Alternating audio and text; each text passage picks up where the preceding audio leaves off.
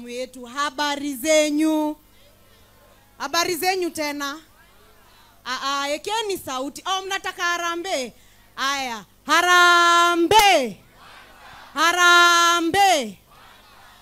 Mimi niko hapa kutoka Nairobi. Mimi naitwa Joy Esther Wanjiro Mudhoga kutoka pale Huruma Mathare. So mkiniona hapa, mnajua Mbogi ya Mtaa iko fanya nini? Iko represented. Mimi nataka kuongelelea importance of youth engage kwa by-election na active politics. Majenzi oe! Majenzi oe!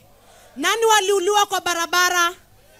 Brothers akina nani wanashindanga wameshikwa mtaa kwa sababu hawana mamboka, wanaiba? Nani wanadandianga gari za waheshimiwa wanaanguka wanaumia?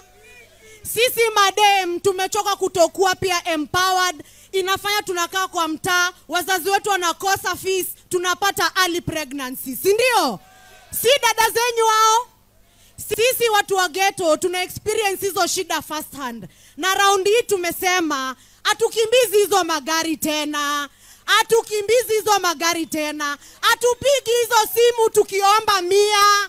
Atupigi hizo simu tukiomba 500. Round hii tumesema, round hii majamaa sikizeni Mbogi ngoja. Round hii tumesema sisi ndio serikali, sawa?